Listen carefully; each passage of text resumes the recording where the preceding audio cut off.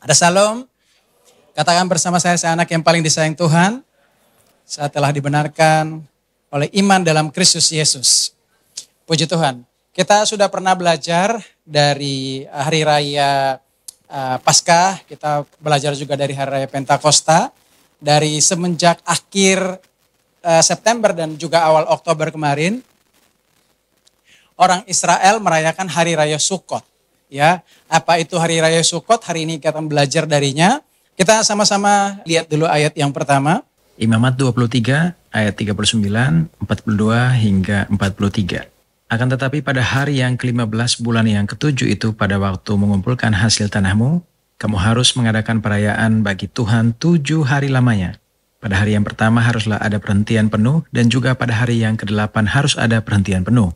Di dalam pondok-pondok daun, kamu harus tinggal 7 hari lamanya. Setiap orang asli di Israel haruslah tinggal di dalam pondok-pondok daun, supaya diketahui oleh keturunanmu bahwa aku telah menyuruh orang Israel tinggal di dalam pondok-pondok selama aku menuntun mereka sesudah keluar dari tanah Mesir. Akulah Tuhan Allahmu. Di sini dia bilang bahwa hari yang ke-15 bulan Tishri, bulan orang Yahudi, Tuhan memerintahkan supaya orang Israel bersukacita selama 7 hari. Jadi 7 hari mereka akan ada di Yerusalem dan mereka melakukan satu perayaan, bahkan mereka bersukacita, makan, minum, sampai larut malam, mereka berbagi sukacita selama 7 hari. Jadi 7 hari adalah masa istirahat. Dan di sini Hari Raya Sukkot ini hanya diperuntukkan untuk orang Israel asli. Di sini yang tanda hijau saya bilang apa? Di situ Alkitab bilang apa? Setiap orang asli di Israel haruslah tinggal dalam pondok-pondok daun. Jadi Tuhan memerintahkan mereka untuk membangun pondok seperti di gambar ini. Kira-kira begitu. Jadi ada pondok yang dibuat renggang-renggang dengan atap yang dari daun. Ya, kemudian mereka makan, minum, dan bersukacita di situ selama 7 hari. Nanti ada 1 hari tambahan untuk istirahat di hari yang ke-8. Tetapi saya tidak menghimbau untuk nanti teman-teman pulang dan membangun seperti kayak begini. Karena Alkitab bilang ini hanya untuk setiap orang asli di Israel. Sampai sini ngerti? Jadi jangan sampai bangun sukkah di rumah atau di halaman rumah Bapak Ibu Saudara. Lihat kiri kananmu. Lihat. Bilang jangan ya Dek ya. Karena ini hanya untuk orang Israel asli. Itu sebabnya mereka harus tinggal di sini untuk mengingatkan mereka betapa mereka selama 40 tahun hidup di padang gurun dari satu tempat ke tempat yang lain dan Tuhan menyertai mereka. Apa saja itu kita lihat di slide berikut. Jadi Sukkot adalah salah satu dari 7 hari raya, ya, dan salah satu dari 3 juga yang diwajibkan Tuhan untuk orang Israel harus melakukan ziarah ke Yerusalem ketika hari raya itu datang. Jadi setiap Paskah, Pentakosta, dan Sukkot, orang Israel harus ziarah ke Yerusalem. Makanya ketiga ini disebut Salos Regalim. Salos itu 3, Regalim itu artinya ziarah. Jadi saya coba memberikan gambar di sini, tapi dalam versi Kristen, hari raya Paskah, Pentakosta, dan juga Sukkot, ya. Jadi di sini dibilang bahwa Sukkot adalah hari raya Pondok Daud dan bisa dikenal juga sebagai Feast of Tabernacle. Disebut juga Hak Ha'asif atau hari raya pengumpulan hasil panen. Jadi itu bertepatan dengan pengumpulan hasil panen. Dan itulah sebabnya kenapa mereka harus diminta untuk berbahagia selama 7 hari. Nanti ada lagi hari perhentian ke-8 yang disebut Semini Atseret, yaitu perhentian tambahan. Jadi bayangkan Tuhan sudah suruh rest sampai 7 hari, ada lagi hari ekstra untuk orang Israel. Mungkin mereka berkata, we want more, we want more. Akhirnya dikasih lagi hari ke-8. Kita lihat lagi di slide berikut. Kegiatan selama orang tinggal di Sukkah, jadi lihat perbedaannya dulu. Sukkot adalah hari rayanya, Sukkah adalah rumah dari perayaan tersebut. Rumah yang tadi, dari ranting dan dari dedaunan. Mereka lakukan di hari raya Sukkot itu apa saja? Pertama, membangun dan berdiam di Sukkah yang dibuat dari ranting dan daun yang dibuat renggang, jadi tidak kokoh. Supaya orang Israel dapat melihat bintang di langit dan melihat dari dinding-dindingnya tuh bolong. Itu mau menggambarkan bahwa betapa ringkihnya kita di hidup ini, tetapi meskipun seringkih-ringkihnya kita, ada perlindungan dari Tuhan yang menjaga kita senantiasa. Itu sebabnya ketika mereka merayakan Sukkot atau tinggal dalam Sukkah, mereka sedang merefleksikan diri bahwa ketika dia dalam hidupnya begitu rentan, tapi selama 40 tahun orang Israel dilindungi dan sangat diberkati makan minumnya dan dijaga sampai mereka masuk dalam tanah perjanjian. Apalagi hari ini kita sekarang. Yang kedua, mereka mengayunkan arba'ah minim. Ada 4 tanaman yang diayunkan ke segala arah, ya, ke depan, ke samping, kiri, kanan, atas, bawah, belakang, ke segala penjuru, ya.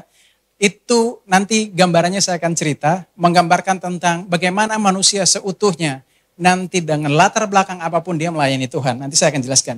Kemudian kebaktian di sinagog, dan mereka akan membacakan Mazmur pujian. Pujian itu halel. Jadi haleluya itu artinya halel Yahweh, artinya pujian bagi Tuhan. Halel Adonai, ya, artinya puji Tuhan. Haleluya.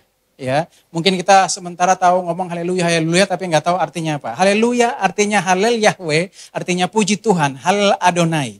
Dan mereka akan membacakan kitab Mazmur 113 sampai Mazmur 118. Ini isinya kitab pujian semua. Salah satu yang mengagumkan hati saya adalah ketika saya baca Mazmur 114 ayat 5, di situ saya menemukan satu kata dan kalimat sebuah frasa yang luar biasa. Selama ini dalam pemikiran kita, begitu tongkat Musa dipukul ke Laut Merah terbelah, lalu kemudian laut itu terbelah karena kuasa tongkat itu. Benar ya? Dan itu berbicara tentang salib Kristus. Tapi kalau saudara baca Mazmur 114 ayat 5, bahkan pemazmur bilang gini, kenapa lu lari laut? Nah, bahkan apa yang terjadi? Ketika diperbuat yang sama dengan sungai Yordan, air sungai Yordan itu bukan sekedar terbelah. Lari ke mana dia dari tadi datangnya. Karena kuasa Tuhan begitu dahsyat. Mau bilang apa hari ini? Laut selalu berbicara tentang kematian. Ya, dan sungai berbicara tentang berkat juga, tapi kadang-kadang itu ketika banjir bandang itu bisa jadi cobaan buat kita. Hari ini ketika salib Kristus kita percaya apa yang terjadi, maka dengan sendirinya yang namanya kuasa kematian, kuasa perusak akan lari dari kita. Dia bukan hanya terbelah begitu saja karena dipukul, tapi pada saat benda itu atau misalnya kuasa itu menimpa dia, maka dia lari meninggalkan orang percaya. Bahkan di ayat yang ke-6 dia bilang apa? Gunung-gunung juga beranjak, nanti saya juga kasih tahu. Kemudian di berikutnya ada perayaan Simsat atau kegembiraan Bet Hasofea, itu perayaan pengambilan air dari kolam Siloam, itu namanya istilah dalam bahasa Indonesia libasi air. Kemudian ada Hosana Rabbah. Hosana Rabbah ini dalam puncak perayaannya, Hosana Rabbah, itu doa untuk keselamatan yang besar. Hosana artinya Tuhan tolonglah atau selamatkanlah aku atau keselamatan, dan Rabah artinya besar, ya. Dan kemudian Simchat Torah yaitu menandai selesainya siklus tahunan pembacaan kitab Musa. Jadi setiap perayaan Sukkah itu mereka selesai baca 5 Pentatok atau kitab Torah Musa. Jadi setiap tahun mereka membaca dan merenungkannya dengan segala tafsir-tafsirnya dan segala perintahnya. Dan kemudian mereka akan berhenti di hari raya Sukkot, nanti mereka akan mulai lagi sampai selesai di tahun yang akan datang. Jadi makna Sukkot bagi orang Yahudi, pertama merayakan bagaimana Tuhan memelihara mereka dengan makanan dan air, serta melindungi mereka dari bahaya selama perjalanan menuju tanah perjanjian. Dan yang berikutnya adalah secara bersamaan juga, itu memperingati atau hari raya pengumpulan dari hasil panen. Sampai sini teman-teman bisa ikuti? Mungkin agak sedikit seperti tutor kuliah, tapi kita akan lihat bagaimana kasih karunia Tuhan berlimpah di dalam janji Tuhan pada perayaan Sukkot ini. Kita lihat berikutnya. Keluaran 13 ayat 21. Tuhan berjalan di depan mereka pada siang hari dalam tiang awan untuk menuntun mereka di jalan, dan pada waktu malam dalam tiang api untuk menerangi mereka sehingga mereka dapat berjalan siang dan malam. Ulangan 29 ayat 5, 40 tahun lamanya aku memimpin kamu berjalan melalui padang gurun, pakaianmu tidak menjadi rusak di tubuhmu, dan kasutmu tidak menjadi rusak di kakimu. Jadi selama 40 tahun, tiang awan dan tiang api menjaga orang Israel berjalan melewati padang gurun. Saudara harus ingat baik-baik bahwa siapa di sini yang pernah berjalan di panas terik matahari, kemudian ada awan sepotong doang gitu lewat, wah tiba-tiba kita merasa kesejukan, lalu kemudian dia pergi. Kita bilang, jangan pergi gitu. Tapi ya dia pergi juga. Yang namanya awan, suka-suka dia kan. Itu awan. Tapi orang Israel ditudungi bukan hanya awan sekedar awan. Tapi itu adalah awan kemuliaan Tuhan. Dalam bahasa Ibrani disebut ananai hakavot, artinya awan kemuliaan. Dan menurut Rabi Benyamin, seorang rabi terkenal di Israel, di orang Yahudi waktu itu, di abad yang pertama tahun 100-an, dia menulis dalam Sukah 11b, Talmud orang Yahudi, dia bilang begini, awan kemuliaan yang menuntun orang Israel keluar itu, tidak hanya menuntun mereka secara fisik, tapi menjaga mereka secara supranatural, dibungkus demikian rupa, sampai mereka terhindar dari ular, kalajengking, dan musuh-musuh mereka. Dan ini yang membuktikannya bahwa kalau saudara baca Alkitab bilang gunung-gunung beranjak, bukit-bukit bergoyang, laut kabur, sungai kembali kepada di mana dia datang. Itu bukan pernyataan figuratif Alkitab saja, tapi itu kenyataan. Setiap kalau orang Israel berjalan melewati kerikil, batu, ataupun debu, ataupun bahkan gunung sekalipun, maka awan kemuliaan ini yang akan membinakan gunung-gunung itu. Supaya orang Israel dapat berjalan melewatinya. Ini bukan cuma pernyataan figuratif, ini keadaan real. Di mana Tuhan menyingkirkan gunung-gunung, penghalang, obstacles, apapun yang merintangi orang-orang Israel untuk berjalan maju. Lihat betapa Tuhan begitu luar biasa kuasanya. Bahkan laut yang berbicara kematian, dibelahlah. Artinya Tuhan membuka jalan baru lewat kematian. Menggambarkan hari ini ketika kita menerima Kristus sebagai juru selamat, walaupun sepertinya tidak ada jalan, lewat kematian, Tuhan memberikan kehidupan menuju ke tanah perjanjian. Lihat betapa hebat kuasanya. Dan Tuhan membungkus orang Israel sedemikian rupa. Sehingga, bajunya, kasutnya selalu baru. Saya coba gambarin di sini. Ini kayak boy band masa lalu ya. Gambarnya. Kalau sekarang, ya bukan sekarang sih. Takut ketuain ngomongnya Pak David ya. Ada Westlife di zaman modern, ini Eastlife. Gitu. Saya sempat bertanya, Tuhan, kita kan sekarang udah modis-modis gayanya ya. Ntar kalau di surga kita pakai pakaian kayak gini, gimana gitu rasanya? Emang iya kita bakal di surga pakai pakaian kayak gini-gini? Ya kan? Kayaknya enggak juga. Mungkin lebih modern. Alkitab dan visualisasi kita terbatas. Sehingga nanti ada di tahta putih, semua berpakaian putih. Saya rasa pakaiannya enggak kayak gini gitu. Ya kan siapa mau pakai pakaian cingkrang kayak gini? Nggak modis kan gitu. Pasti ada satu pakaian yang keren banget ya, kayak pakaian-pakaian superhero yang mungkin kita nggak kenal. Ya putih berbicara tentang kekudusannya aja, tapi fashionnya saya rasa Tuhan nggak kalah sama semua orang-orang desainer di dunia ini. Benar nggak? Masa ya kita kembali ke masa lalu naik ke sorga, lebih modis tinggal di dunia. Oke, kita lupakan itu. Tapi bayangkan bahwa orang Israel berjalan selama 40 tahun, itu mereka bukan cuma hanya dilindungi, disingkirkan segala penghalang di depan mereka. Menjaga mereka dari musuh, dari ular, dari kalajengking. Dan mereka diberi makan selama 40 tahun. Roti mana? Dulu saya berpikir begini, kalau kita makan pungut dari debu pasir itu roti mana yang jatuh, kayaknya jorok banget. Tiba-tiba embun jatuh, kita pilih terus makan gitu. Nggak kayak gitu. Waktu pagi sebelum roti itu turun, embun datang, ditiuplah, dibuatlah angin meniup seperti kayak ngepel lantai. Disiram embun, ditiup lagi, baru dijatuhin roti mana itu. Sehingga yang makan itu sudah di tempat yang sangat steril. Bahkan sebagian tertentu di atas embun itu, kemuliaan Tuhan menyediakan roti pemakanan itu. Dan apa yang terjadi? Setiap roti yang dimakan, itu memiliki rasa sesuai dengan kebutuhan masing-masing orang. Anak bayi akan seperti susu, anak muda seperti energizer buat dia, minuman yang berenergi. Orang tua itu vitamin dan orang yang sakit itu sebagai obat. Rasanya tiap hari berbeda walaupun bentuknya sama. Sesuai dengan kebutuhan. Artinya Yesus akan tetap sama, tapi rasanya sesuai dengan apa yang kamu butuhkan tiap hari.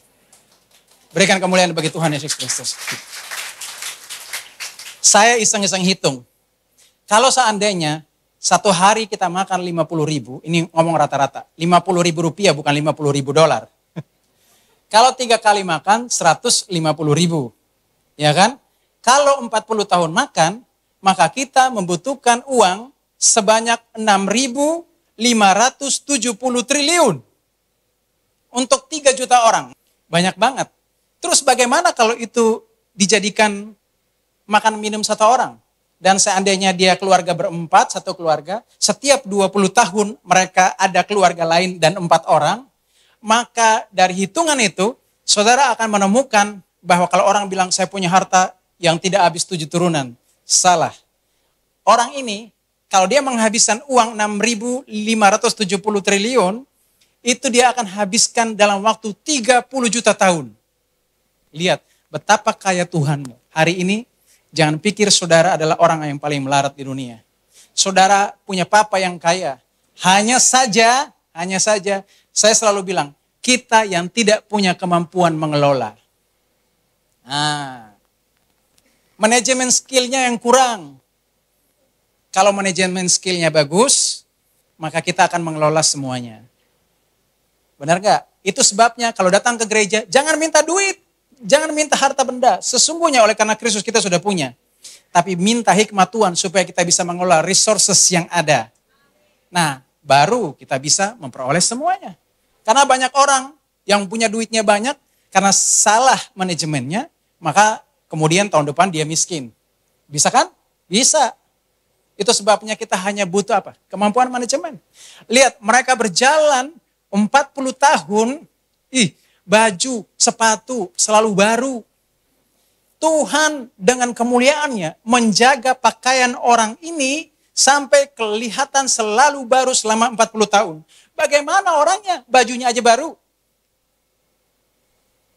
Lihat itu kemurahan kasih karunia Tuhan menjaga mereka dengan kuasa yang tiada taranya. Kalau kita lihat di gambar berikut, kita akan menemukan bagaimana kasih Tuhan itu berlimpah dalam kehidupan kita. Di sini lihat, Tuhan sengaja menyuruh orang Israel supaya mereka membangun rumah yang seperti gini. Ini kan terbuka banget ya. Mau mengingatkan kepada kita, supaya apa? Kita yang ringkih ini, kalau kita masih berdiri sampai hari ini, bukan karena kuat dan gagah kita, semua karena kasih karunia Tuhan. Jangan pernah melihat kami juga sebagai pendeta adalah orang yang sempurna. Di hal-hal tertentu kami punya lembahnya sendiri. Tapi itu membuat supaya apa? Kami nggak sombong. Kita juga semua sama. Supaya di bagian tertentu kita nggak sombong dan merasa gagah bahwa kita hebat. Kita semua masih butuh Tuhan. Ada ruang-ruang yang berlobang dalam hidup ini. Tapi kita jangan merasa bahwa nanti kita ringkih untuk diserang. Tapi kita harus ingat, justru cukuplah kasih karuniaku bagimu. Sebab justru dalam kelemahanlah kuasaku menjadi apa? Sempurna. Jadi jangan pernah lihat bahwa saya adalah orang biasa, saya tidak punya apa-apa, saya tidak punya kemampuan.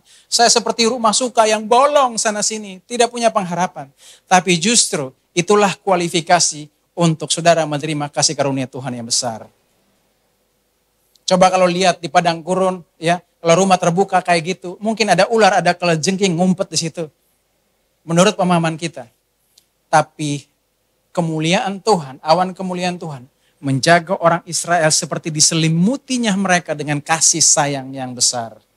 Tidak ada yang membahayakan mereka. Mereka berjalan, mereka tidak takut bahaya. Walaupun keadaan saudara ringkih hari ini, saudara ngerasa bahwa saudara adalah orang yang tak berguna. Tapi ingat, justru di saat saudara merasa lemah, kuasa Tuhan sempurna. Kalau enggak kan kita akan ngerasa sombong, kita ngerasa bahwa itu bukan karena Tuhan, itu karena saya. Makanya saya bilang, tidak ada orang yang sempurna, tidak ada keluarga yang sempurna. Itu bagus, supaya semua orang butuh Tuhan. Kalau ada keluarga yang sempurna, di sinetron apa? Mereka nggak pernah ke gereja kan? Jadi hari ini kita melihat bahwa, puji Tuhan saudara ke gereja. Artinya saudara tahu saudara tidak sempurna. Tapi saudara perlu Tuhan yang sempurna. Dan Tuhan yang sempurna yang akan menyempurnakan setiap detail kehidupan kita. Berikan kemuliaan bagi Tuhan Yesus Kristus. Kita lihat berikutnya lagi. Yohanes 1 ayat 14. Firman itu telah menjadi manusia dan diam di antara kita. Dan kita telah melihat kemuliaannya, yaitu kemuliaan yang diberikan kepadanya sebagai anak tunggal Bapa, penuh kasih karunia dan kebenaran. Orang Israel merayakan Sukah yang hanya masih dalam bayangan saja. Walaupun mereka orang Israel asli, tapi mereka merayakan Sukah yang tidak asli. Saudara dan saya, walaupun secara fisik bukan orang Israel asli, tapi saudara hari ini merayakan Sukah yang sejati, yaitu Yesus Kristus yang asli. Nah, lebih bagus mana? Mereka hanya merayakan bayangan. Dan diam dalam kata firman itu telah menjadi manusia dan diam di antara kita. Dalam bahasa Yunani disebut dengan kata skeno. Artinya tabernakel. Artinya berkemah. Apa pengertian berkemah dalam kamus Thayer Greek Definition? Dibilang bahwa pertama, untuk memperbaiki tabernakel. Yang kedua, memiliki tabernakel. Yang ketiga, tinggal dalam tabernakel. Begitu Kristus datang di tengah saudara, saudara yang rusak diperbaiki, dibuatnya menjadi baru, dijadikan saudara menjadi miliknya, dan sejak itu dia tinggal bersama saudara sampai selama-lamanya. Itu artinya diam. Tempatkan dirimu dalam firman Tuhan, dalam tabernakel yang telah diam di antara kita. Supaya hari ini, kalau orang Israel yang dilindungi selama 40 tahun, dari setiap ringkinya dan lemahnya hidup mereka, disuplai segala yang mereka butuhkan, bahkan mereka makan daging sampai keluar dari hidung. Bisa bayangkan gak? Kita pergi ke all you can eat, gak pernah lihat orang makan keluar daging dari hidung.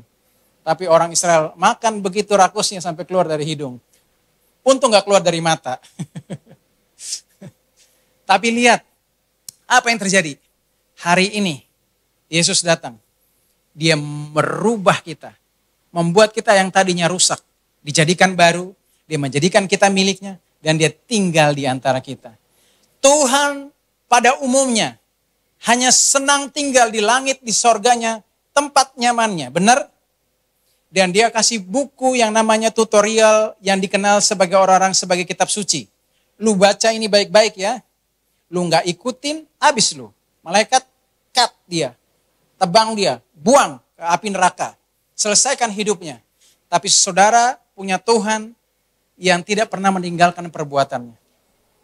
Kalau dia yang buat, kalau gagal, dia harus bertanggung jawab sampai berhasil. Gak akan pernah dibuang saudara. Kalau saudara lihat di luar kasih karunia dan kepercayaan pada umumnya. Kalau saudara orang berdosa, saudara orang gagal, saudara didiskualifikasi. Tapi dalam kasih karunia, semakin saudara gagal, saudara harus lihat bahwa justru semakin Tuhan punya rencana yang besar dalam hidup saudara.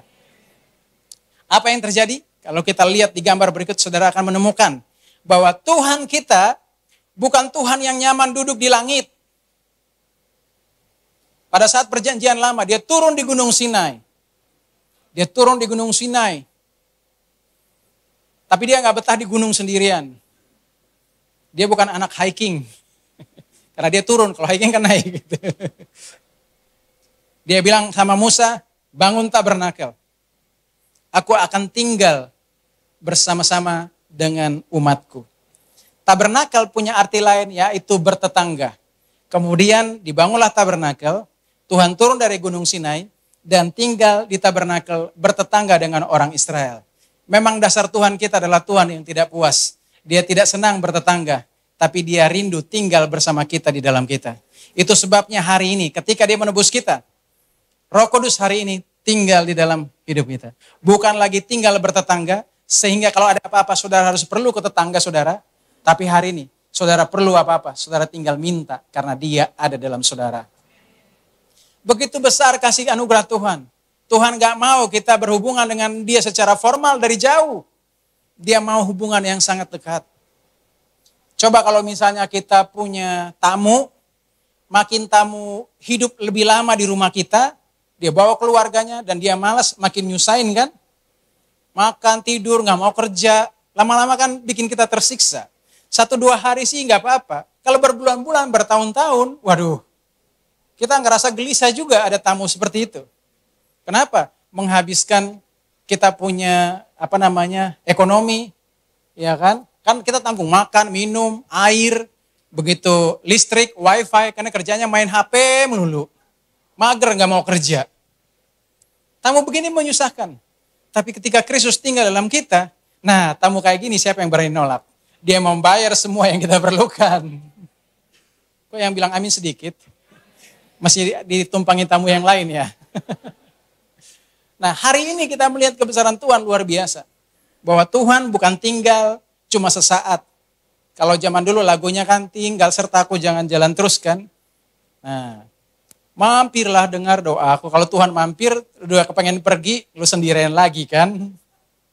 Hari ini Tuhan tidak rindu mampir, Tuhan mau tinggal. Dan oleh karena kasih karunia Tuhan, dia meninggalkan kemuliaannya di sorga. Dia turun gunung, dia turun di daratan, dia nggak puas, sekarang dia tinggal dalam kita. Tuhan mana yang kayak gitu? Hanya Tuhan orang percaya, Yesus Kristus meninggalkan semuanya. Dan hari ini bersama-sama dengan kita. Berikan kemuliaan bagi Tuhan Yesus Kristus. Ironisnya, semua orang pasti pengen tinggal di sorga. Tapi kita jangan lupa, Tuhan justru pengen tinggal dalam kamu. Berarti kita adalah sorganya Tuhan. Saudara terlalu gelisah, sorga macam apa? Aduh.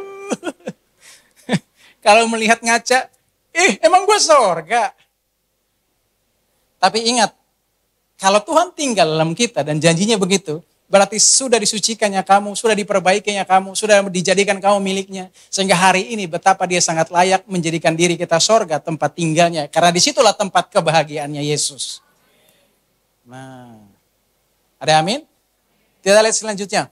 Yohanes 15 ayat 5. Akulah pokok anggur dan kamulah ranting-rantingnya. Barang siapa tinggal di dalam aku dan aku di dalam dia, ia berbuah banyak. Sebab di luar aku kamu tidak dapat berbuat apa-apa. 1 Korintus 6 ayat 19 hingga 20. Atau tidak tahukah kamu bahwa tubuhmu adalah bait Roh Kudus yang diam di dalam kamu? Roh Kudus yang kamu peroleh dari Allah, dan bahwa kamu bukan milik kamu sendiri. Sebab kamu telah dibeli dan harganya telah lunas dibayar. Karena itu muliakanlah Allah dengan tubuhmu. Amin. Lihat, kenapa Tuhan mau tinggal dalam kita dan kita ada dalam dia. Tuhan mau sebuah interaksi. Kalau kita nih ngarap tinggal di sorga, kan jadi harapan palsu doang kan? Emang kita punya modal kekuatan apa bisa tinggal ke sorga? Kan manusia tidak bisa diselamatkan dengan perbuatan baik. Lalu, terus modalnya apa? Karena hanya bisa dengan perbuatan baik. Tapi ternyata kita juga nggak bisa berbuat baik. Terus gimana kita sampai ke sorga? Kalau Tuhan tidak terlebih dahulu tinggal dalam kita dan membawa kita ke sorga. Jadi yang pertama supaya kita bisa masuk sorga adalah biar Tuhan masuk kamu dulu. Biarkan dia masuk dalam hidup kamu, dia merubah kamu, habis itu bahwa dia kemudian bisa membawa kita ke sorga. Karena kalau kita dengan kekuatan kita sendiri, kita nggak bisa pergi. Karena Tuhan Yesus bilang apa? Akulah jalan dan kebenaran dan hidup. Tidak ada seorang pun yang dapat datang kepada Bapa kalau tidak melalui aku. Jadi biarkan hari ini izinkan Yesus ada dalam hidupmu, dan kamu tinggal dalam dia, supaya kita bisa berbuah banyak. Kalau misalnya tamu tak diundang tadi tinggal dalam kita, maka kita akan berbuah minus. Tapi kalau Yesus ada dalam kita akan berbuah banyak. Hari ini Alkitab bilang bahwa tubuh kita sudah ditebus dengan harga yang sangat mahal. Lebih mahal dari kurs rupiah, dolar, pound sterling, euro, lebih mahal dari emas, perak, dan permata. Bahkan seisi alam semesta ini, planet Jupiter yang terbesar, matahari dengan sumber energi tidak pernah bisa dibandingkan dengan saudara dan saya. Kenapa? Karena matahari tidak ditebus oleh darah Yesus. Tapi saudara ditebus oleh darah Yesus. Ada darah Yesus dalam kita. Artinya kemuliaan yang begitu mahal ada dalam kita. Sehingga hari ini kita tahu bahwa kita sudah lunas dibayar. Kalau saudara sudah lunas dibayar, ibaratkan tubuh saudara adalah kos-kosan 100 pintu yang di dalamnya ada orang baik, ada orang jahat, ada pengedar narkoba, ada orang yang suka kerja malam, ada orang penipu, ada orang pencuri, semuanya tinggal rame-rame di situ, benar? Kayak namanya kos-kosan, siapa aja boleh tinggal. Kontrakan juga demikian. Tapi hari ini, Yesus sudah bayar tubuh saudara yang tadinya dikontrak oleh penyakit, penderitaan, khawatir, rasa takut, dan kecemasan. Supaya hari ini semua penumpang gelap yang tinggal dalam saudara di rumah yang sudah dibayar dengan harga yang lunas tidak boleh lagi tinggal di dalam tubuh saudara atau rumah yang sudah dibayar lunas. Kita lihat di slide berikutnya, kita akan menemukan di sini. Dibilang apa? Lihat, saya sengaja ilustrasikan. Ini adalah sebuah rumah yang tadinya kotor, rumah yang tadinya tidak bersih, banyak serangga, banyak virus, ada orang-orang jahat, ada ular, ada kelajengking, ada virus-virus yang tidak diketahui. Ini adalah sebuah gambaran. Itu adalah tubuh kita. Tubuh kita mulai dari pikiran sampai kaki. Kepala, pundak, lutut, kaki. Lutut, kaki. Semuanya penuh dengan penyakit. Ya kan? Dari ujung rambut, rambut rontok, berketombe. Turun ke bibir, ke leher, ya, bibir pecah-pecah, tenggorokan susah buang air besar. Lah semuanya. Kan kepala, pundak, lutut, kaki. Dihuni, itu sama kayak kos-kosan 1000 pintu tadi kan, 100 pintu tadi kan. Dihuni sama penghuni yang gak jelas semua. Penyakit kanker, tumor, miom, apalagi plak-plak dalam darah. Semuanya itu penghuni gelap. Numpang. Hari ini dia harus pergi dan tidak boleh kembali selama-lamanya. Kenapa? Rumah ini sudah dibayar lunas. Tidak boleh ada satupun penghuni liar yang masuk. Kalau saudara mengerti ini, otomatis hari ini semua penyakit, semua keterikatan, semua penumpang gelap harus pergi dan jangan kembali lagi. Orang akan membandingkan dengan Matius 12 ayat 43-45. Ada cerita bahwa Tuhan bilang begini, kalau seorang yang rumahnya itu tadi sudah dilepaskan dari roh jahat, kemudian roh jahat itu pergi, roh jahat berkeliling mencari tempat untuk dia tinggal, tapi dia nggak temu. Dia datang ke rumah yang tadi lama dia tinggal, dia lihat, wah rumahnya sudah tersapu bersih, rapi. Lalu kemudian dia pergi mencari 7 roh jahat yang lebih jahat daripadanya, datang untuk tinggal di rumah ini. Dan akibatnya apa? Orang yang ada tadi lebih buruk keadaan dari sebelumnya.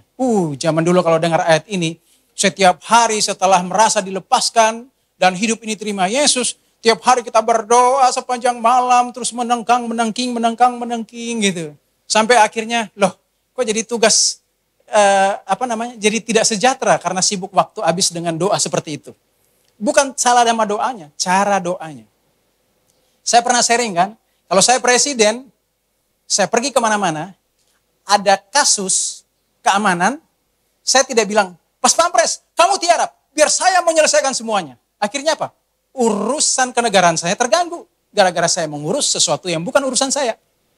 Harusnya apa? Saya tetap mengurus, biar pas Pampres yang sudah terlatih, yang menyelesaikan urusan keamanan.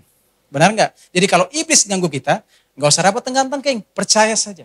Darah Yesus ada dalam kamu, pasukan malaikat menjaga kamu. Biar malaikat surgawi yang menghajar semua kerusuhan itu, dan sampai selesai, dan kita menyelesaikan pekerjaan kita, memberitakan kabar baik. Loh itu yang benar. Supaya hari ini jangan ajak lagi pendeta ke rumah saudara untuk mengusir setan. Dengan begini, kan ini kebenaran yang memerdekakan kan. Saudara gak usah tengking-tengking, biar dia pergi sendiri. Kan ada malaikat surgawi, ngapain saudara mengambil bagian malaikat? Nanti kalau udah habis urusan selesai, presiden akan tanya, Dek, tadi ada kasus apa? Siap, lapor komandan. Semua tadi ada masalah keamanan sedikit, tapi semuanya udah beres. Oh, bagus. Karena tahu tugas dan tanggung jawabnya. Supaya hari ini kita tahu bagaimana kasih Tuhan itu berlimpah atas kita. Dan ketika orang itu melihat tentang ayat ini, kalau saudara lihat konteksnya, Tuhan sedang menyinggung kepada orang Israel, terutama orang Yahudi, orang Farisi, ahli Taurat, bahwa mereka berusaha membersihkan rumah mereka dengan kekuatannya sendiri. Meskipun nampak bersih, tapi rumah itu belum dibayar lunas. Emang nyapu bersih, benar, kelihatannya rapi, tersusun, benar, hidupnya taat secara perintah agama. Tapi tidak dibeli dengan harga yang lunas. Itu sebabnya kuasa jahat yang lebih jahat sebelumnya bisa masuk. Tapi kalau rumah yang sudah dibayar lunas oleh darah Yesus, kita lihat ketika orang Israel ingin keluar dari tanah Mesir, ketika rumah itu sudah dibayar lunas karena berbicara tentang darah Yesus yang tercurah, dengan gambaran mereka menyembelih seekor domba, ditaruh di tiang ambang pintu rumah itu. Artinya rumah itu sudah lunas dibayar. Sehingga roh jahat macam apapun tidak akan berani datang menumpang atau membuat kerusakan di rumah itu lagi. Benar? Itu sebabnya inilah kasih karunia. Kalau saudara percaya kepada pekerjaan Yesus yang sudah selesai, maka setan manapun tidak akan bisa kembali ke rumah saudara, yaitu tubuh saudara. Penyakit manapun tidak akan. Tapi kalau saudara berusaha dengan kekuatan manusia, dengan hukum agama untuk membersihkan, kelihatannya memang bersih. Tapi saudara adalah seseorang yang sangat ringkih, yang sangat mudah dimasuki, karena itu kekuatan saudara, bukan kekuatan Tuhan. Mungkin nampaknya saudara adalah orang yang ringkih. Wah, rumah gini gampang nih gue masukin. Sabar dulu. Lihat dulu tuh. Wih, gile. Penguasa alam semesta Jakarta Raya ada loh dalam dia. Nah, dibanding rumah megah sepertinya aman tersusun rapi. Tapi sepertinya tidak ada penguasanya. Coba lihat. Kalau rumah yang sudah disegel atau tanah yang disegel ditulis nama pemiliknya, ya dikasih tahu statusnya apa, dan tanah itu dilindungi oleh undang-undang. Siapa yang masuk kena penalti, benar nggak? Nah itu kan undang-undang dunia, apalagi undang-undang yang dipunyai oleh Allah semesta alam. Siapa yang berani langgar? Amin. Nah supaya hari ini kita menerima pembayaran yang lunas. Kata Salom itu berasal dari kata, punya suku kata yang sama Salem, yang artinya sudah lunas dibayar. Ya, jadi ketika hari ini saudara mendengar kata Salom, berarti hari ini rumah saudara, tubuh saudara sudah menerima Salom yang artinya sudah lunas dibayar. Makanya kalau kemana-mana saya katakan Salom, jangan anggap itu kata salam biasa. Naik mobil, katakan Salom. Kita lagi tidak berbicara sama jin, tidak. Kata Salom memiliki arti health, prosperity, peace of mind, damai sejahtera, sukacita, kesehatan, prosper, keselamatan, keutuhan, kesempurnaan. Kita sedang berbicara memberkati kendaraan yang kita tumpangi, rumah yang kita tinggal. Dan kalau kita ngomong sama orang, kita berkati dia, kita salam, kita lagi memberkati dia. Tapi kalau orang itu cuek, buang muka, saudara nggak usah pikirin. Kenapa dia buang muka ya? Nggak usah dipikirin. Kenapa? Alkitab bilang begini, kalau dia tidak layak terima salammu, maka salammu akan kembali kepadamu. Berarti berkat yang harusnya dia diterima, menjadi lu yang diberkati. Ngapain lu pusingin dia? Bagus kalau dia nggak salam balik. Supaya apa? Berkatnya buat lu lagi. Mulai dari sekarang kayaknya ada yang dibilang salam nggak akan berani. Nggak akan berani nggak nyapa balik. Makanya kalau Pastor Ivan selesai di ibadah selalu bilang salam buat keluargamu, salam buat pekerjaanmu, salam buat usaha bisnis tokomu. Itu berbicara tentang apa? Semua sudah lunas supaya tidak ada penghuni gelap yang membuat saudara bangkrut dan rugi. Kan tadi kalau penumpang gelap kan makan tidur gratis, dia tidak mau kerja kan bikin kita rugi. Apalagi nyusahin dengan segala penyakit, kita yang keluarin duit, dia tinggal di sini kita yang keluarin duit, urusin dia. Kan repot. Nah hari ini kita telah mendengar bahwa Yesus sukah yang sejati hari ini tinggal dalam kita. Ketika dia tinggal dalam kita, apa yang kita butuhkan hari ini terpenuhi. Berikan dulu kemuliaan bagi Tuhan Yesus Kristus. Jadi hari ini deklarasikan oleh darah Yesus semua penumpang gelap yang ada dalam tubuhmu dari kepala, pundak, lutut, kaki. Lihat siapa itu namanya? Legion. Dia disebut legion karena dalam tubuhnya. Kenapa disebut legion? Legion itu merujuk kepada pasukan Romawi. Jadi pasukan Romawi satu legion itu sekitar 6.700 atau 870 di antara itu. Pokoknya 6.700 di atas 500 pasukan berkuda dan pasukan pejalan kaki. Artinya di dalam tubuh itu, si legion itu ada sejumlah 6.000-an setan. Dari ujung rambut sampai ujung kaki. Tapi begitu tubuh itu setelah lunas dibayar, tidak ada yang bilang semua pergi tapi masih sisa satu setan. Semuanya pergi. Artinya hari ini ketika Yesus ada dalam saudara, tidak boleh ada satupun penumpang gelap numpang di dalam hidup saudara.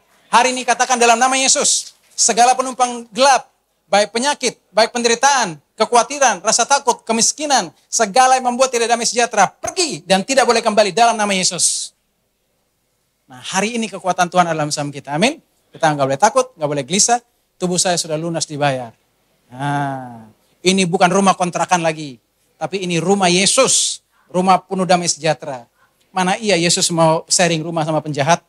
Kan gak mungkin. Belum Yesus, belum malaikatnya, ya, belum Roh Kudus, belum semua orang-orang yang kudus yang mendoakan kita. Kayaknya udah mepet banget ya. Mana ada lagi yang buat ditempati sama hal-hal yang buruk? Gak ada. Semua karena apa? Anugerah Tuhan. Imamat 23 ayat 40. Pada hari yang pertama, kamu harus mengambil buah-buah dari pohon-pohon yang elok, pelepah-pelepah pohon-pohon korma, ranting-ranting dari pohon-pohon yang rimbun, dan dari pohon-pohon gandarusa, dan kamu harus bersukaria di hadapan Tuhan Allahmu 7 hari lamanya. Tuhan memerintahkan orang Israel untuk bersukaria selama 7 hari lamanya. Dan selama 7 hari itu mereka akan mengambil 4 tanaman yang namanya arba'ah minim. Arba'ah itu 4, minim itu tanaman. Untuk dilambaikan atau diayunkan ke segala arah. Memberitakan tentang bagaimana setiap orang Israel, apapun yang ada di dalam kehidupannya, dia layak untuk datang memberitakan kabar baik ke semua penjuru dunia. Di pertama, buah etrog atau buah sitrun. Buah ini digambarkan sebagai hati, jadi mau menggambarkan tentang orang yang punya rasa dan punya aroma atau harum. Ini berbicara tentang orang yang punya iman dan punya perbuatan baik. Saya pengen bilang bahwa iman kita kepada Tuhan, perbuatan kita bukan kepada Tuhan tetapi kepada sesama. Benar? Karena di mana-mana pohon itu kalau berbuah, pohon itu tidak dimakan buahnya oleh pohonnya sendiri. Tapi orang lain yang makan buah pohon itu. Semakin orang itu tinggal dalam Kristus, maka orang akan mengecap bahwa pohon itu manis dan baik. Artinya bahwa Tuhan tidak akan makan buah saudara. Tapi saudara melakukan itu orang lain, dan orang lain memuliakan Tuhan, sama seperti saudara melakukannya untuk Tuhan. Sampai sini mengerti? Jadi bukan perbuatan baik tidak penting, perbuatan baik itu penting. Supaya orang Kristen, terutama jemaat Bethesda, tidak saking seriusnya mabok agama, sampai terlalu alergi terhadap semua ilmu pengetahuan. Karena nanti ngerasa, aduh gak usah belajar lah, kamu gak usah sekolah tinggi-tinggi lah, Tuhan Yesus mau datang, nanti ilmu lu gak berfungsi di sorga. Jangan. Sekali lagi, jangan ya dek ya. Karena begini, biar kamu sekolah, anak-anakmu sekolah, dan mereka mendapat pencapaian luar biasa oleh anugerah Tuhan. Mereka jadi orang-orang yang menghasilkan riset-riset yang baik. Mereka menemukan teknologi-teknologi yang bagus untuk kemaslahatan umat manusia. Nah itu yang disebut perbuatan baik. Perbuatan baik bukan saudara diam bertapa di rumah tidak melakukan kegiatan yang mengganggu orang lain, itu yang disebut baik. Bukan. Tuhan Yesus tidak antisosial karena setiap hari dia berjalan berkeliling mencari orang yang dapat dia tolong. Karena di sisi lain iblis juga berjalan berkeliling mencari orang yang dapat ditelannya. Setelah iman kita terima dari Tuhan, maka perbuatan kita hasilkan untuk orang lain. Coba hari ini saudara pegang HP, kalau tidak ada orang-orang anak-anak Tuhan yang menemukan hasil seperti ini, oh saudara tidak pegang HP. Saudara masing-masing bawa kelereng. Karena zaman dulu kan masih sekolah minggu gitu kan. Terus sekolah minggu bawa kelereng, bawa karet. Gitu kan. Kalau anak-anak sekarang nggak tahu. Karena memang udah beda. Tanaman yang kedua, lulaf, daun palem. Ya, itu digambarkan sebagai tulang punggung. Ketika Yesus masuk ke Yerusalem, digambarkan apa? Orang-orang melambaikan daun palem. Mereka memiliki pengharapan, Hosana. Tuhan selamatkan kami. Karena apa? Menggambarkan tulang punggung. Artinya Yesus akan menanggung semua beban saudara dan saya. Supaya hari ini, ketika kita sudah diselamatkan, kita memberi punggung kita untuk menolong orang lain bagi Tuhan. Kemudian di sini dibilang apa? Hadas, ranting murad. Gambarannya mata, harum namun tanpa rasa. Kita harus punya mata yang dapat melihat. Melihat di mana orang yang tertindas, orang yang terpenjara, orang yang buta, dan kita menunjukkan tahun rahmat Tuhan sudah datang kepadanya supaya dia bisa melihat kebenaran yang telah datang oleh karena kasih karunia.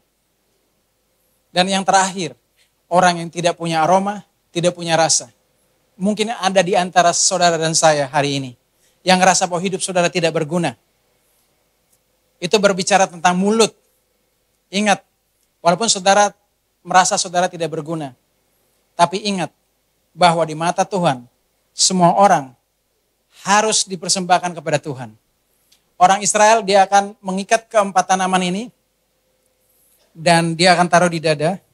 Dari hatinya dia akan mengayunkan 3 kali ke depan, kembali ke dadanya, kemudian ke atas, ke bawah, ke kiri, ke kanan, ke belakang, ke semua arah. Artinya apa? Setiap orang siapapun hari ini yang telah diikat oleh kasih karunia Tuhan, punya hak, bukan kewajiban, punya hak untuk menyampaikan kabar baik kepada seluruh bangsa. Berikan kemuliaan bagi Tuhan. Mungkin hari ini kehidupan saudara belum baik-baik amat. Tapi jangan khawatir. Manusia selalu melihat proses, tapi Tuhan selalu melihat akhir. Karena akhirnya Yesus sudah menyelesaikan. Saya ajak saudara bayangkan, kalau saya ajak saudara datang ke gedung-gedung bertingkat yang masih belum jadi, di situ banyak paku, semen, debu, kayu, ya kawat. Aduh, tidak enak untuk ditinggali. Itu semua karena apa? Masih proses. Orang masih proses, jangan kita hakimi. Tapi ketika dia sudah jadi gedung yang bagus, kita lupa siapa yang membuatnya. Dan kita mungkin tidak ingat kapan dia begitu berantakan. Yang kita tahu bahwa, gedung ini bagus, siapa yang punya. Tapi kita lupa prosesnya seperti apa. Maka jangan menghakimi proses. Kalau ada orang yang kita lihat belum baik-baik amat hidupnya, jangan hakimi dia. Karena proses Tuhan masih bekerja dalam dia, mungkin belum selesai. Tuhan sudah selesai, dia belum selesai. Dan Tuhan belum selesai dengannya. Jadi jangan menghakimi saudara kita. Yap. Supaya hari ini kita tahu bahwa walaupun kita tidak punya apa-apa, kita masih punya mulut. Kita tidak bisa bawa mobil, kendaraan untuk ajak orang lain datang ke gereja. Tapi kita masih bisa bilang bahwa saya tidak pandai bicara. Tapi saya percaya kalau kamu ke gereja situ, kamu pasti diberkati. Dan dengan hati orang percaya dibenarkan, dengan mulut orang mengaku diselamatkan. Walaupun cuma mulut. Tapi Tuhan melihat bahwa segala sesuatu Tuhan bisa pakai. Itu sebabnya ketika hari raya Sukot atau Pondok Daun ini, semuanya diikat menjadi satu keutuhan. Memang ada yang pintar, ada yang cerdas, ada yang pandai, ada yang berbuat baik, ada yang tidak berguna bahkan. Tapi Tuhan mau pakai semuanya untuk memberitakan kemuliaan Tuhan. Supaya hari ini tidak ada yang merasa lebih daripada yang lain dan tidak ada yang merasa lebih rendah daripada yang lain. Semuanya sama di mata Tuhan. Ketika mereka mengayunkan, mereka memiliki tanggung jawab untuk memberitakan kabar baik kepada seluruh bangsa. Dan itulah yang dirayakan pada saat orang Israel merayakan Hari Raya Sukot. Dan di puncak perayaan itu, kita sampai kepada happy endingnya. Kita akan lihat di ayat yang berikut. Yohanes 7 ayat 37 hingga 38.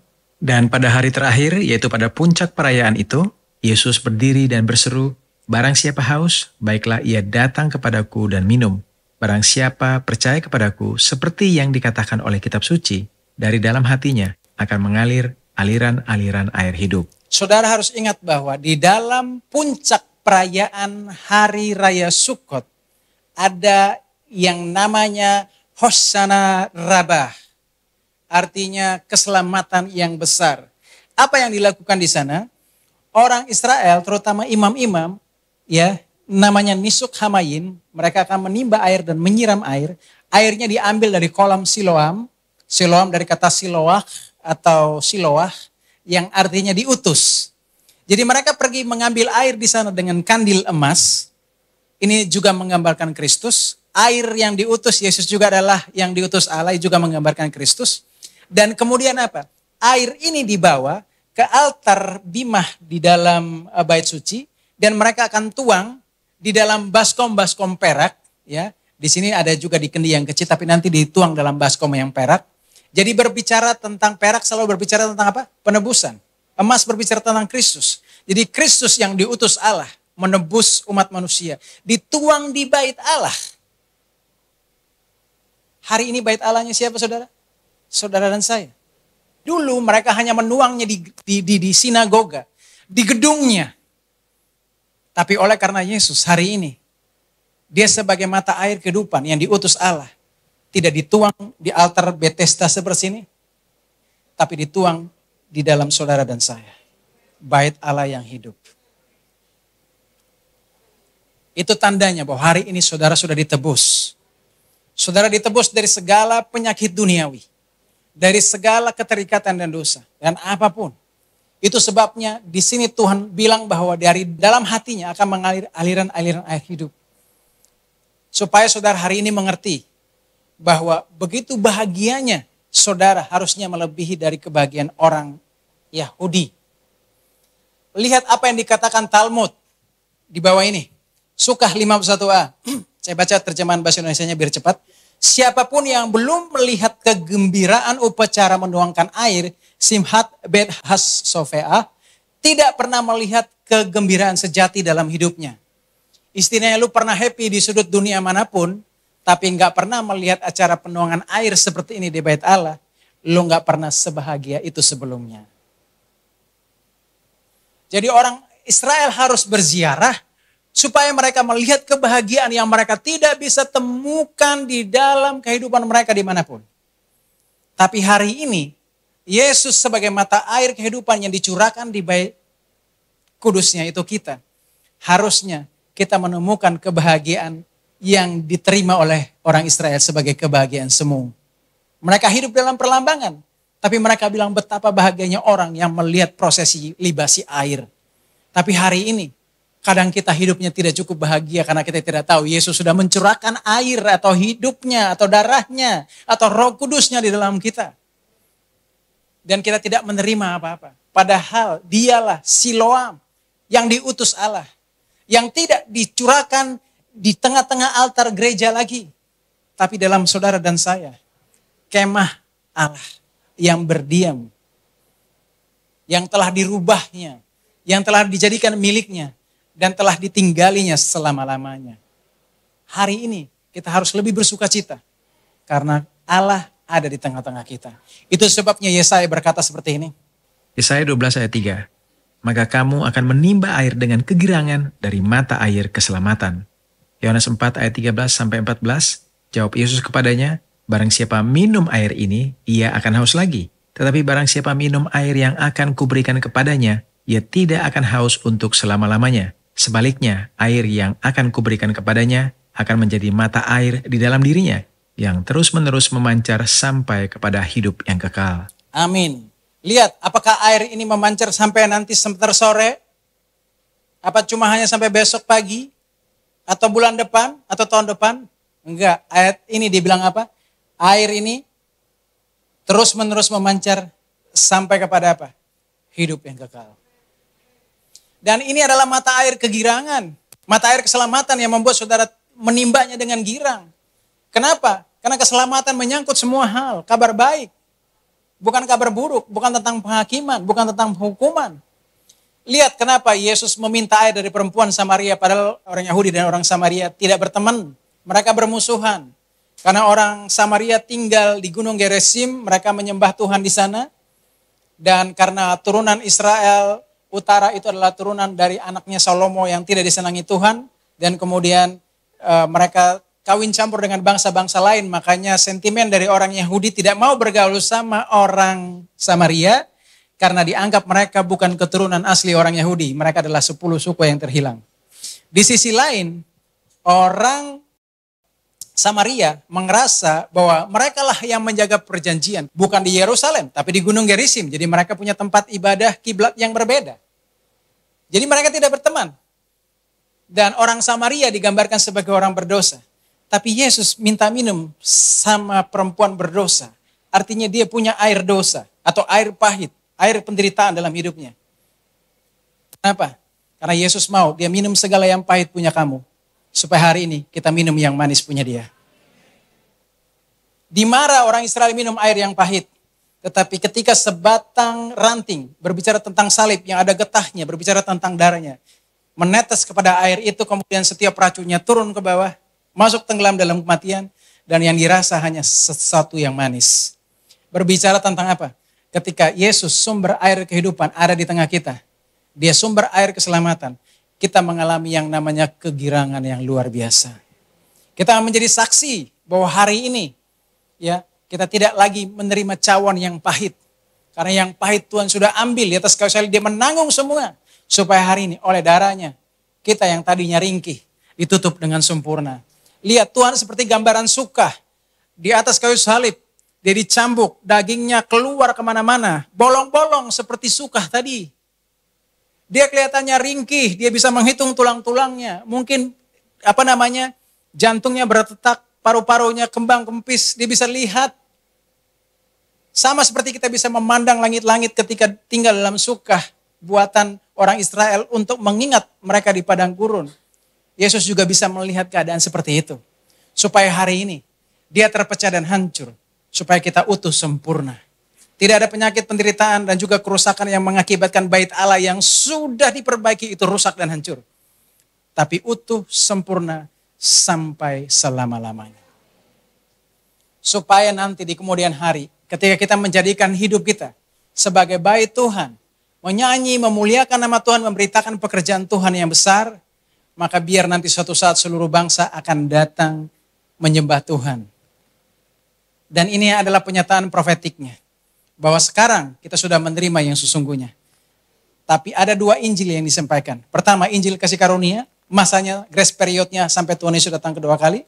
Dan Injil kerajaan berbicara tentang pemulihan kerajaan Israel yang akan ada pada masa kerajaan 1000 tahun. Kita lihat ayat yang terakhir. Wahyu 1 ayat 3-6. Lalu aku mendengar suara yang nyaring dari tahta itu berkata, lihatlah, kemah Allah ada di tengah-tengah manusia dan ia akan diam bersama-sama dengan mereka.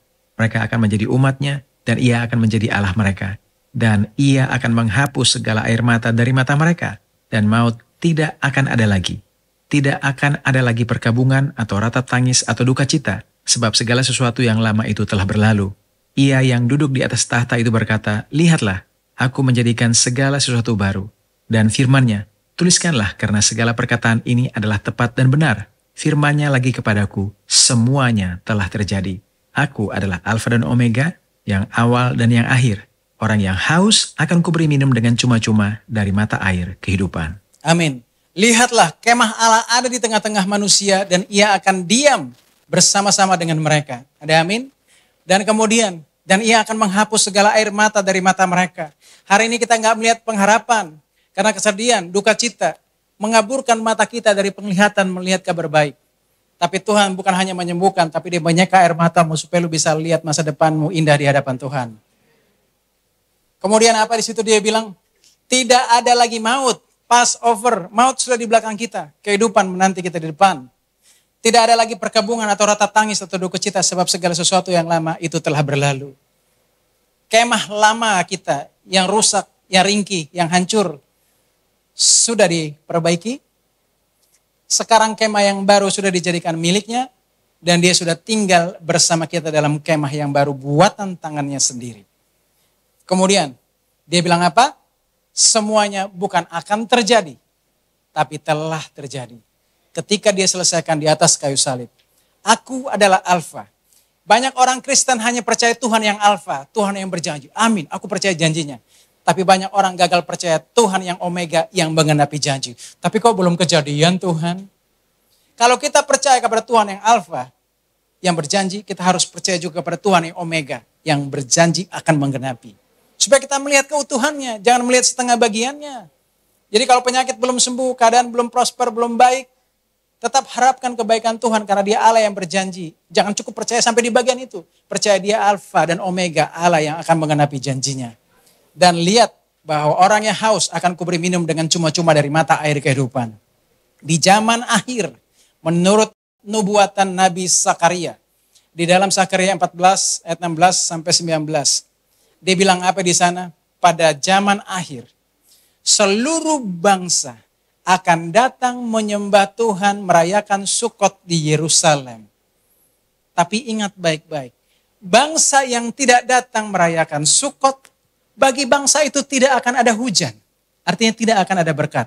Dan kalau Mesir tidak datang menyembah Tuhan dan merayakan Sukot di Yerusalem, maka Mesir akan mengalami tulah seperti dahulu kala dia mengalaminya. Jadi berbicara tentang apa hari ini? Puji Tuhan, haleluya, halel Adonai. Kita hari ini merayakan Sukah yang sejati. Yesus Kristus, air kehidupan, air keselamatan, yang di dalamnya kita minum dengan girang. Supaya tidak ada lagi kedukaan dalam hati kita. Supaya hari ini kita melihat begitu Tuhan sangat mengasihi kita. Dia menolong kita dengan karya penebusan yang ajaib.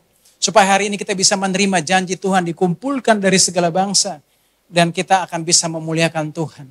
Supaya mulai sejak hari ini dan selama-lamanya kita mau menjadikan tubuh kita adalah bait Allah, bait Roh Kudus.